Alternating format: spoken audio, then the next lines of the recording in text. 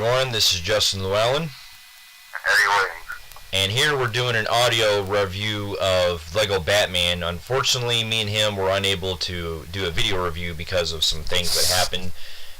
So we're having to do audio this time. And so we got a chance to see Lego Batman over the weekend, and I've been looking forward. 3D.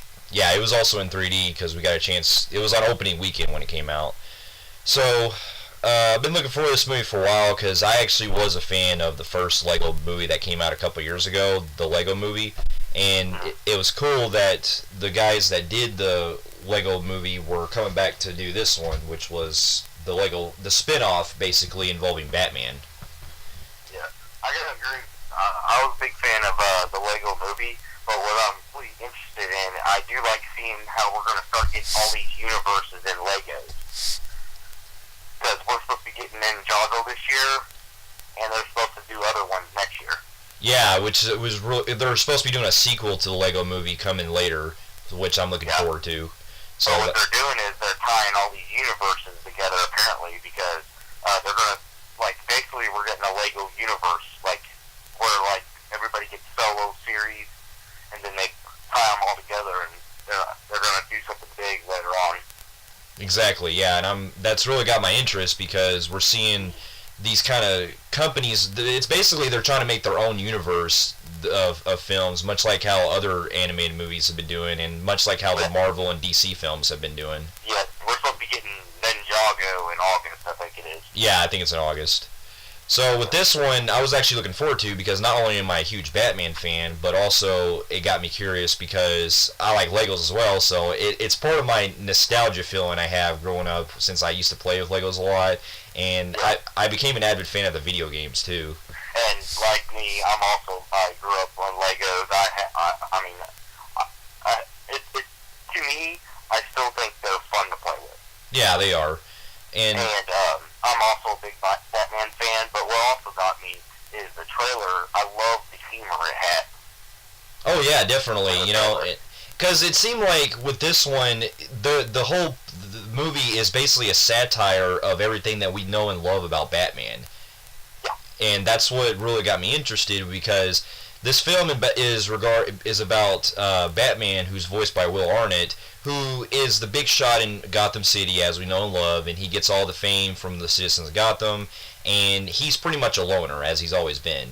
Well, this film is basically the story involving him, where the Joker comes with all of his groups of villains, like every major villain you can think of, to work with the Joker, and the Joker is trying to spread his chaos around the city, and really the only thing the Joker really wants to do is to try to see if Batman can tell him that he's his number one enemy. You know, and this is, you gotta think, these are just Legos. This isn't trying to be like something serious. Right, it's meant to be fun. It's meant to be for families and everything, and that's really the whole point. That's the whole purpose of Legos, is that it appeals not only to a lot of younger crowds, but also for ones that are into that kind of genre, that kind of the DC Comics character as well, and Legos in general. It appeals even to adults as well, especially if it's humor, because unlike a lot of other kids movies where they kind of deal a lot of your typical children's humor that mixes a lot of fart jokes and things like that. This one, they actually build a whole world that they can do, that they surround in, they invest you, and you don't even have to know anything about DC Comics. This movie just throws you in. You can already tell who the characters are in the film. Yeah, and I thought it was pretty cool. And we later find out, Batman doesn't want to admit that the Joker is his biggest enemy, which leads into Joker doing a plot to where, don't want to spoil anything, but it leads to pretty much Batman being without a job. Yeah, and and as the movie goes along, he starts to also encounter Robin, and he basically adopts him as his own son. And the film deals with their relationship as trying to bond together, and also the theme involving Batman trying to discover himself, there's the whole purpose of the plot is, can Batman work with others, or can he just be a loner? And that's what the movie's actual theme is Batman really that selfish, or can he really count on others? So I gotta tell you right now, I really thought this movie was a lot of fun. You know, it's one of, and I don't mean to say this because it's Batman, but this is probably, out of the Batman films I've seen, this is probably like one of the best ones I've seen in like a long time. You know, this one, I mean, yeah, it is for, you know, for younger crowds, but you know what? For a fun Lego movie and a fun a fun adaptation to the character and taking a spin on and basically relying on a lot of humor and everything. It's everything that you would love from Batman in this film and in DC in that general. In fact, it's sad, and I don't mean to be, you know, biased or anything, but it's sad that this film is actually a better DC adaptation than, say, the other ones we've had that are the live action versions. Yeah. You know, but that's because this one basically even points fun at that. There was even scenes in the film. I know, it was cool seeing the Dark Knight. Nolan, they were making fun of Hans Zimmer. Yeah, they were the original Batman. Yeah, it was just so funny to see them actually commenting on the other films and everything, and even the 1960s Batman that we remember from the TV show. This movie is a really love letter to that one, because every scene you can pretty much get a spin on the theme song, the na-na-na-na-na-na Batman, you know? Yeah. So, I really, and you know what, I really did enjoy the whole plot involving him basically working with others, because it shows a lot of the relationship you can really buy with him and Robin, and even some of the other characters come across, like Barbara Gordon and Alfred. Yeah. I did like the Lego visuals was really pretty. I like the performances. Yeah, Will Arnett, he was great as Batman. He was funny in like a lot of scenes, and even though he's playing it very serious for Batman, he still has that kind of humor where, you know, unlike our other traditional Batman, this one actually smiles, you know, he's actually in on the joke. Yeah. So I did like the humor, some of the humor. I'll get to my cons in a minute, but while I'm talking about it, one thing that I was expecting, I did expect it to be a little bit more funnier. I mean, it had some funny parts, but I thought it was going to be like when I seen the trailers, it looked like it was going to be hysterical. yeah. It was funny, but it wasn't hysterical. Like I thought like the trailer was making it out to be. So I was a little disappointed in that.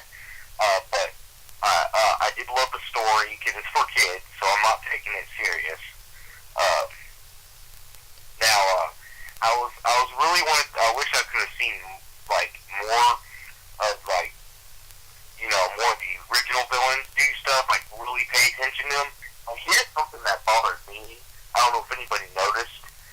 Did you notice kind of like how like some scenes was going so fast it was hard to keep up? Yeah, but I think that really didn't really make it too much of a difference, because I felt like the way that they were kind of plotting things along, they were really just trying to stick to the main point, which was, you know, they're mainly focusing on like a lot, like the scenes involving the Joker. You can pretty much already get the idea of these villains, what they're doing, and you don't really have to elaborate much of them. Even though I get what you're saying, yeah, I would love to see more of the other villains that they're capable of doing. That's not the only thing I'm complaining about too. I noticed that a lot of whenever they were getting into a lot of the battle scenes and stuff, and then they did have the original villains in there. I just noticed how it was going so fucking fast. I couldn't see who the hell was fighting who. Yeah, I guess I didn't really have that much problem, because I could pretty much tell what was happening, because basically a lot of the times when Batman's fighting, he's basically singing and dancing around it, and it's meant to be in that kind of fun state where even though it's going by so fast, you're still getting, you know, it's still him, you're still invested with what's happening with the actual fight scenes. Well, I still was still watching it and invested. It's just like I was saying, some of the scenes was hard to keep up because I didn't know who was fighting who, because it was like one of those like really fast-paced fighting. So it's like whoa, what the fuck? You know, you're trying to pay attention. And for people who haven't seen this yet, you could try the Go Season 3D to say you've seen it, and they do have some pop-outs, but again, it feels like it was really just not not really there for the 3D itself. Well, I do feel like the 3D did look visually stunning in a lot of parts, and because it is very bright and colorful, and it does have some pop-out moments that I really did get into. So I did like the 3D more than probably how you described it, but because I guess there were a couple of parts where I could take my glasses off and I could see, that it's more colorful. But for the most part, I didn't mind the 3D. No, I'm just saying, like, the 3D, when I was seeing, there was a lot of scenes that didn't have 3D. Like, me and her were watching, and I just noticed there was a lot of, like, the fight scenes were 3D, but then a lot of the drama scenes, it was just 2D. And right. It's just like they made it 3D. You get what I'm saying, right? Yeah, I got you. There's movies where they ain't meant for 3D, but they'll put in 3D, and it'll have 3D in it, but it's mainly, like, a lot of scenes is 2D. That's what this felt like to me. Yeah, I can understand I that. actually took my glasses off quite a bit and was seeing in 2D, so I was pretty disappointed in that. I was actually really wanting, like, I was expecting a whole lot with 3D, because these are type films that are cool. Right, I get where you're coming from. Well, besides that, though, I also enjoyed a lot of the banter back and forth with Batman and Robin, and how Will Arnett and Michael Cera, who voices Robin, they're getting into this argument about how he's teaching him how to live the life as a vigilante, and even though Robin's kind of oblivious to it, you still get the notion that Batman still cares for him as his adopted son in this one. I did get into the emotional parts, and I did get into some of like the bickering back and forth. Another complaint I do have is I felt like some of the jokes was carried on too long.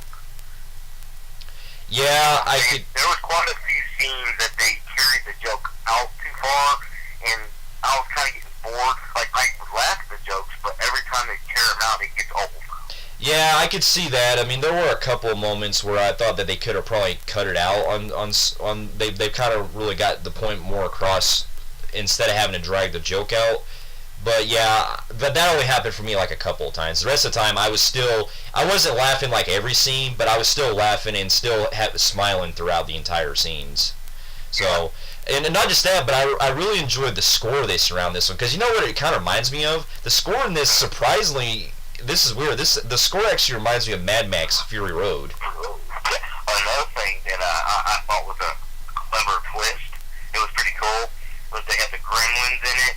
Yeah, I don't want to go into detail, but there are some cameos in this one, which I thought was very funny, and they actually tied in very well with what was happening. It was a cool tie-in, but keep in mind, this doesn't have to make sense, so people are going to itch their head and like, why them? Because they put a lot of weird different villains.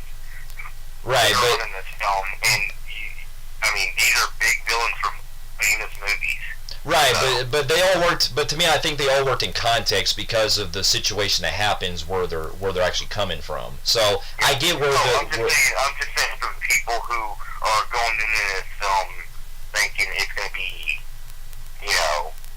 like it's supposed to be Christopher Nolan writing this.